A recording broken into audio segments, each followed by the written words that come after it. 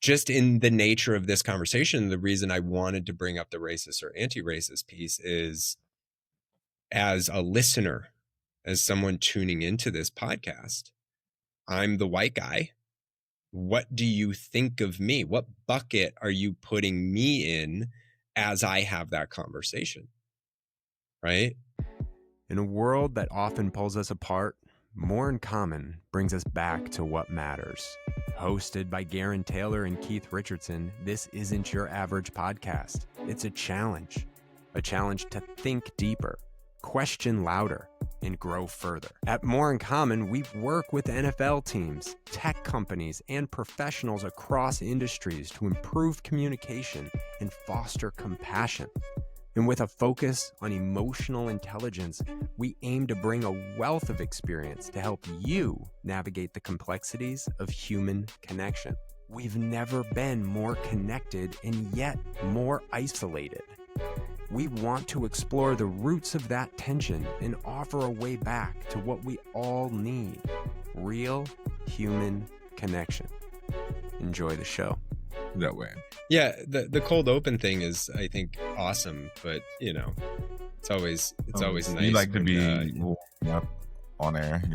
Let's get it. Shit, we all gotta flow into it. We have a half hour. We pack a lot of stuff into these half hours. Like, let's make it easy from the beginning for us and for people listening.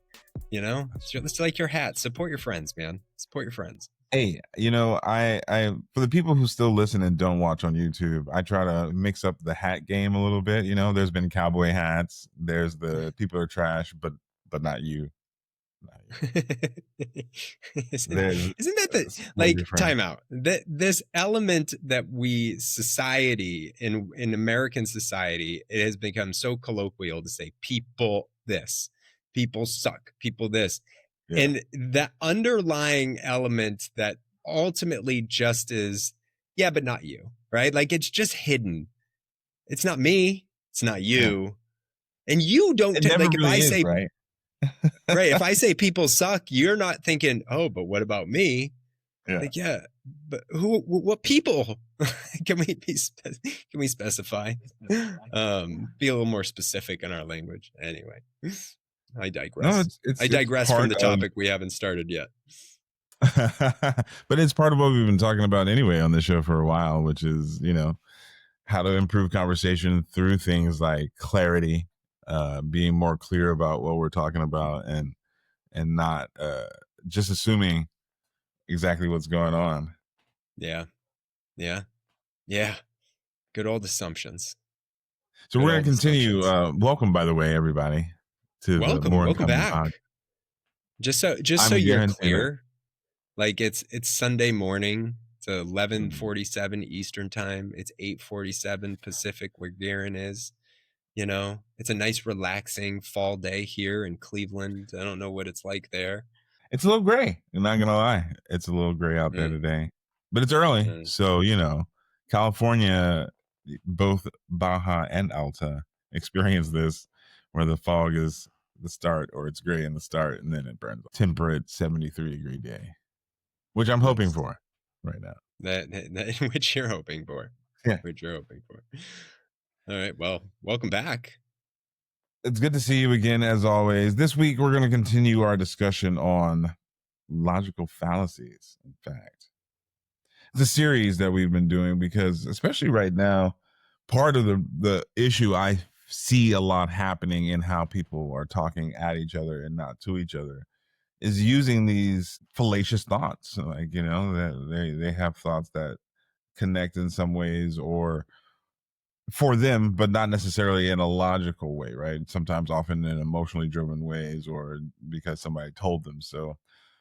But the framework with which people have these arguments nowadays often creates one really big logical fallacy, I think, and it's the either or false dilemma. So let's talk about that one this week, and you're going to define it. We'll go through some examples. We'll dig into how this operates, and then we'll go. Yeah, I just want to add to the element of observation in the way discourse happens. You see a lot of these used online because it's easy. Yeah. It's concise, it's short space, and it creates a temperament of uncertainty when engaging with people in person. And what's harder about it in person is when you're actually engaging with somebody and there's the emotional element of exchange, the hormonal element of exchange when you're engaging with other people and you have to think quickly, even though you really don't.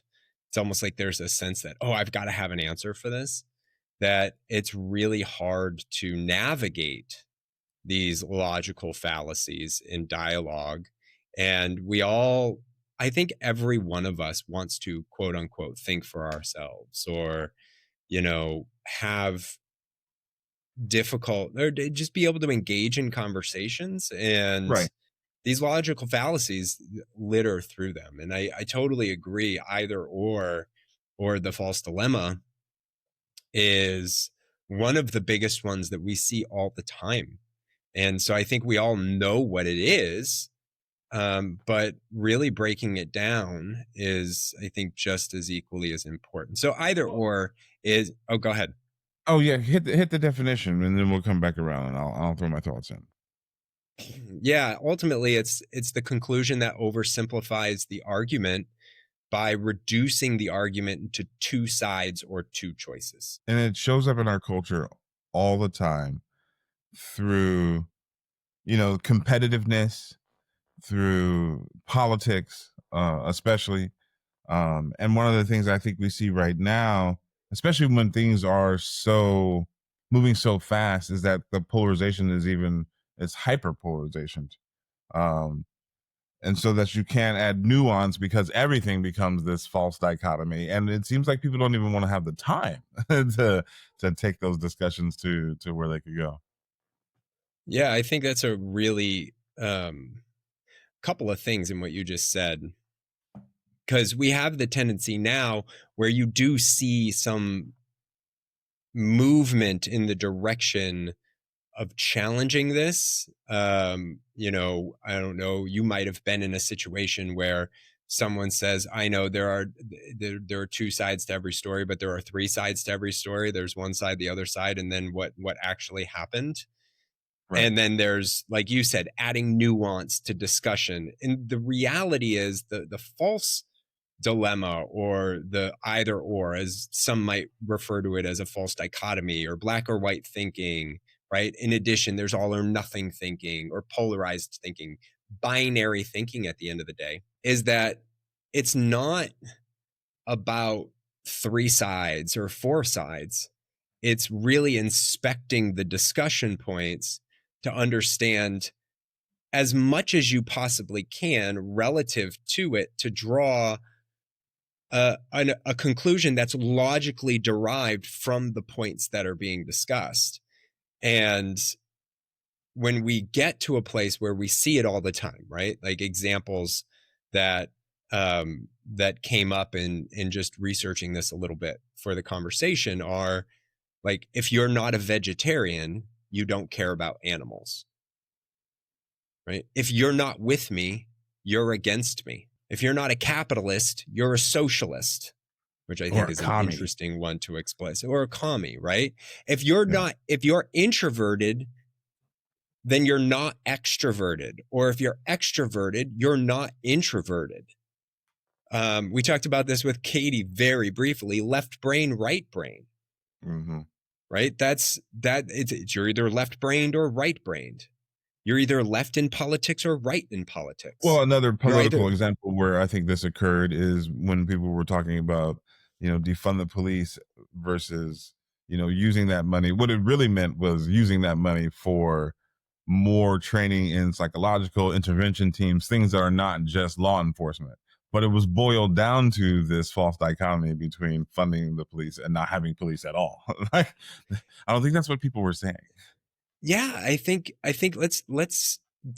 you're bringing up one of the, I think, best modern conversations. I think there are a few from a political or even social landscape that we should dig into. Let's start there. it was a weaponization of a sentiment that was put out that said, defund the police, right? It was a way of people drawing attention to something that they found was very problematic in how the police system was policing particularly impoverished communities and that got weaponized to say, oh, you want to defund the police, therefore you hate the police and you don't need the police. And then what ends up happening in that conversation, all of a sudden you come full circle and people start going and you start hearing the conversation, no, it's not that we don't want police, we see the value in police. And it just creates this very poor discussion because we see the other side that says, yeah, I'm interested in this defund the police conversation, and it's instant categorization of you're anti-police. Right. Absolutely. But I also think there's another argument, because another example of this that might not be super popular of a point in our audience in space is racist versus anti-racist. Right? The argument was if you're not anti-racist, actively doing everything you possibly can to end racist policies and things, therefore you are racist. And that's an unhealthy binary either or as well. That creates resistance of the movement that's actually trying to be moved forward. Because if you're on, let's say, a more conservative, right-leaning mentality, we'll use a binary to explain our binary, right? It instantly puts you in this, and this is the resistance, right?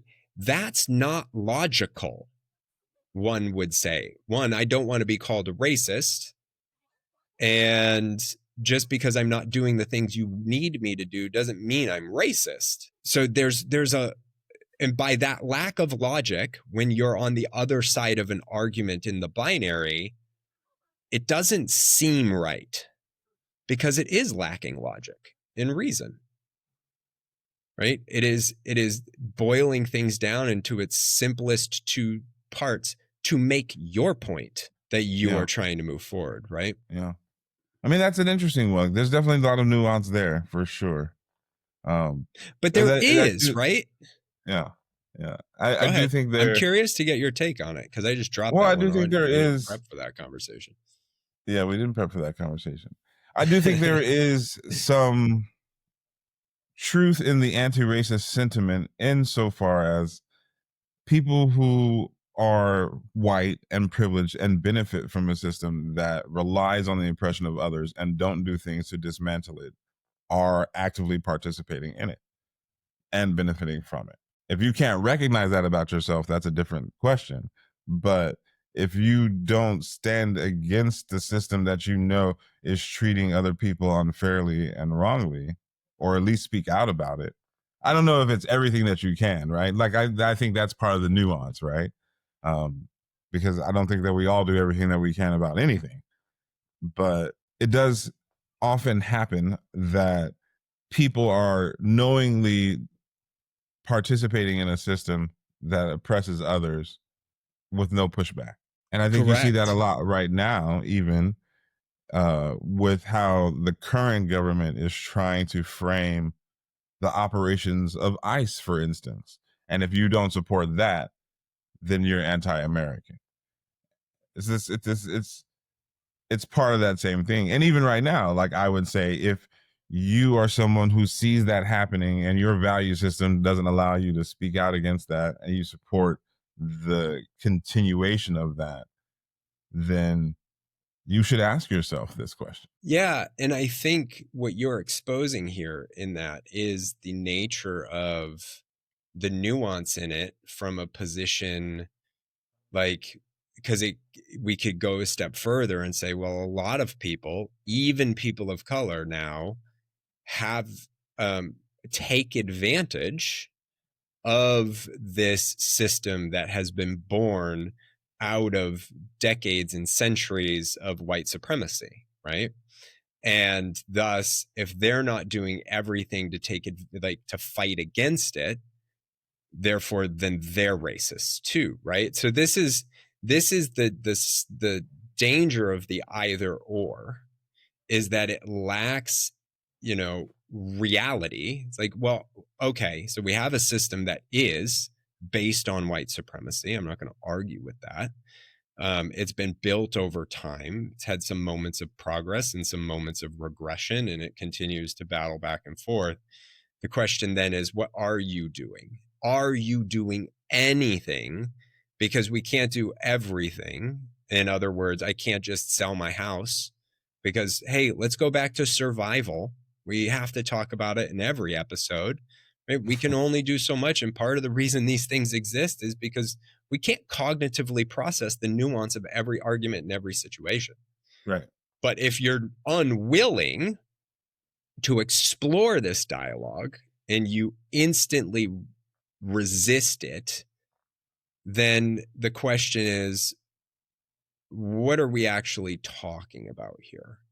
And this is, I think, the nature of any of these false dichotomies or these binaries that we boil down to, is that we end up staying at a level of the conversation that is arguing, are you anti-racist or racist? But that's not the Instead of actual saying, conversation we're supposed to be having, right? Like, do you recognize how the systems play and that there are people who 100% are victims of those systems after generations, and that there are things that you can do to help other people? Or are you just unwilling to do it because you only want to help yourself, and thus you're fine perpetuating that system because you're okay and you don't need to worry about anybody else but you? and it is an interesting shortcut that people use. And again, I'm not an absolutist in anything. I do try to live in nuance, right? Life isn't clear, fast, or easy.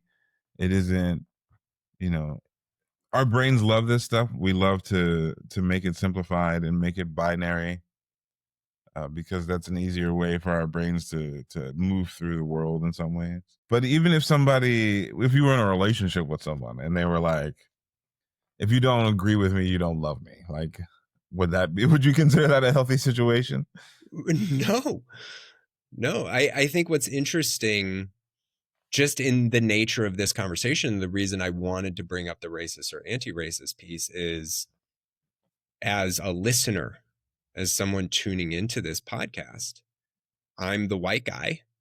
What do you think of me? What bucket are you putting me in as I have that conversation? Right? Or are we going to explore what I really think about the nature of a system that has oppressed people and continues to find a group of people to oppress over time in order to maintain a system that seems to be working, but generally working for you, not for them, right? So then what we're not doing is creating a dialogue that explores what could work for all of us, right? And then creating systems. And I'll be honest, I think it roots in the purest of binaries that we get from an early age, is good versus evil. Right.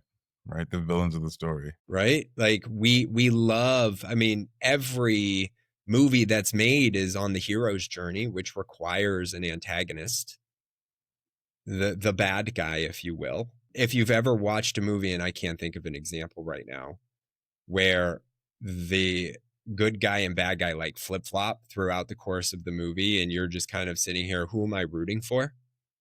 Do I root for this person or this person because of the interweaving of nuance of their experience that actually gets you to think, wow, like there might be a right and wrong in this situation, right, as we explore the details of that situation. But is that person good or is that person evil? I mean, go back to Jesse. Is Jesse an evil person? Well, I think the interesting thing about this too is I was listening to a podcast and it was an actor. I can't even remember which actor it was at this point, but they were talking about the best way to play a villain in a movie.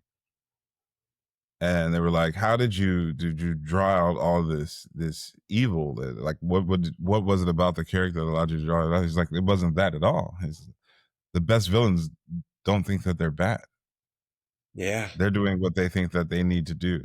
And so for us, it's easy to kind of create this is a good side, this is a bad side. But to your point, there are stories where they explore the motivations, the power flip-flops, the dynamic flip-flops, and you're not sure who you're rooting for. Life is much more like that.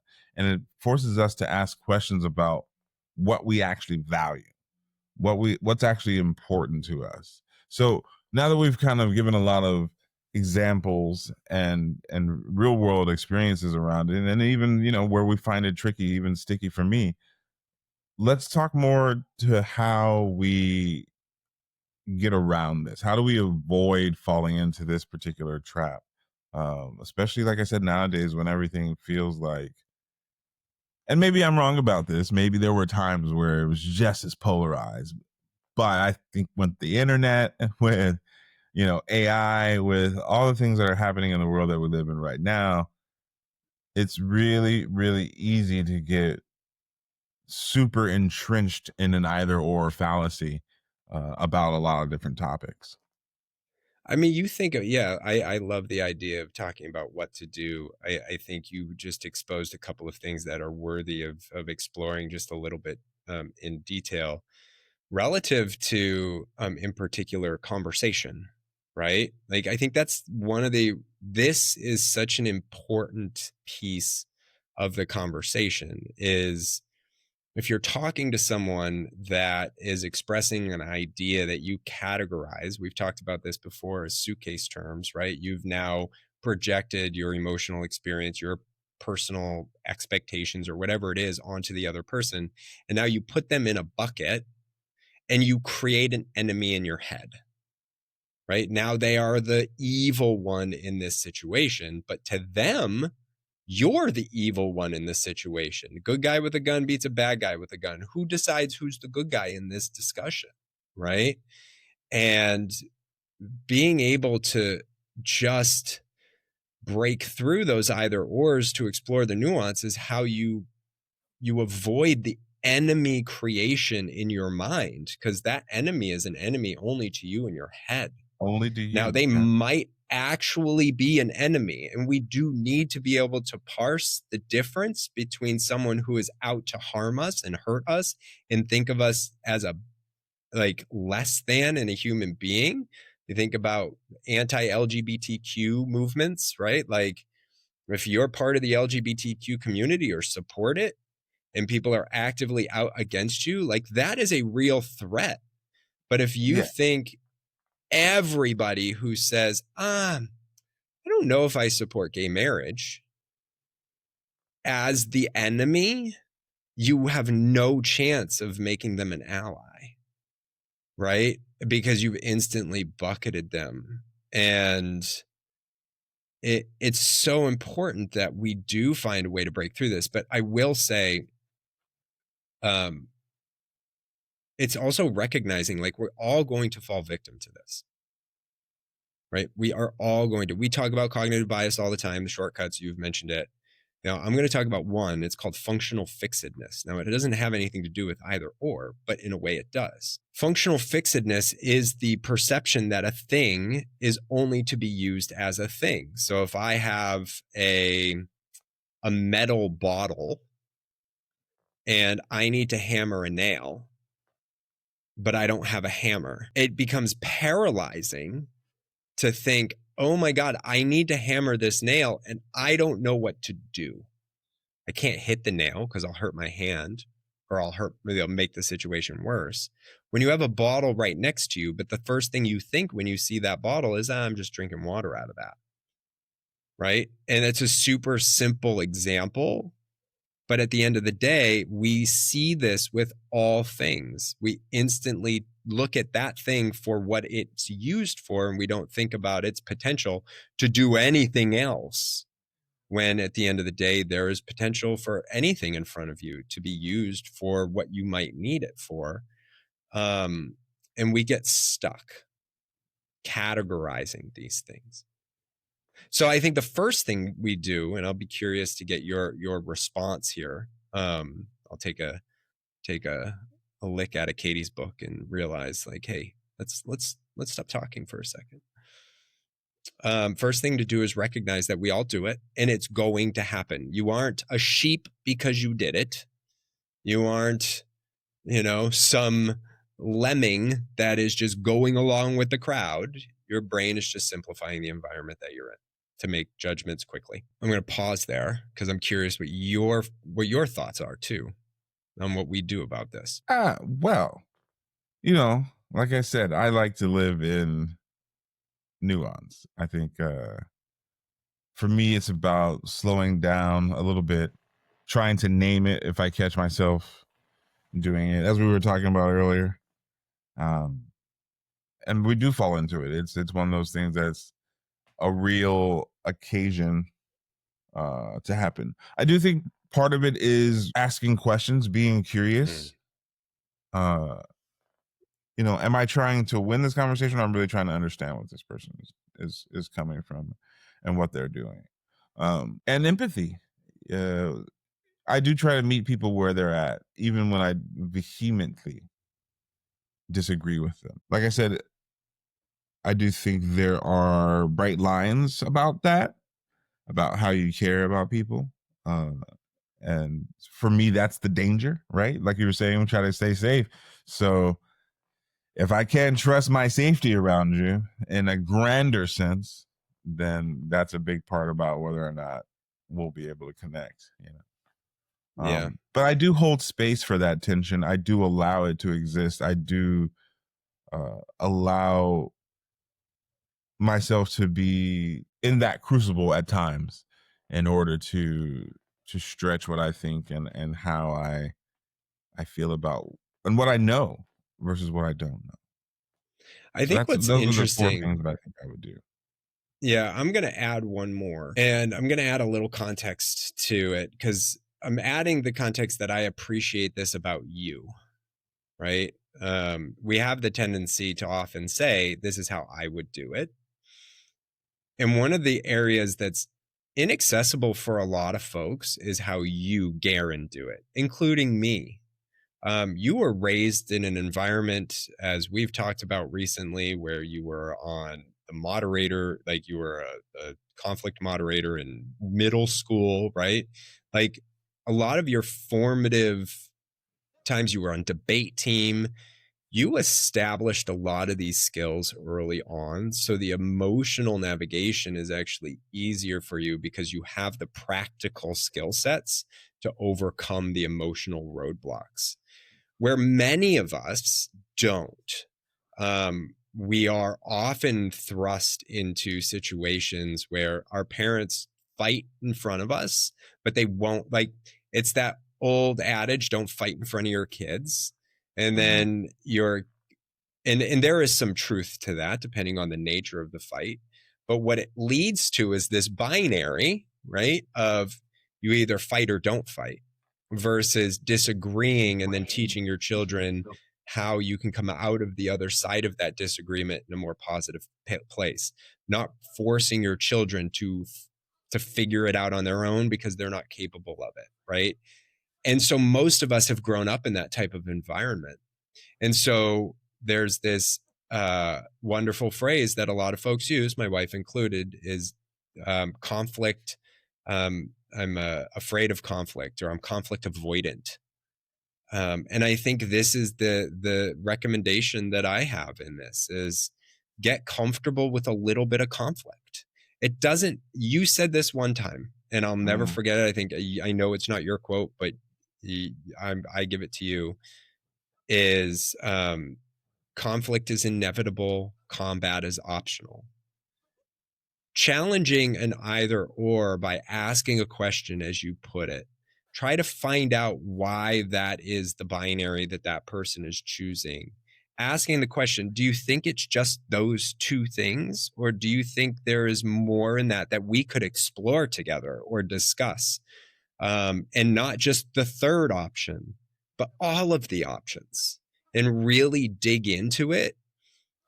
that's how we come to an interesting state of evolution in how we think about ideas, and walk away from those conversations, not necessarily saying agree to disagree, not necessarily saying I disagree with you, but walking away going, those are things I hadn't thought of before. Yeah. Maybe I need to just think about it differently and spend some time with it, and we can talk about it at another time.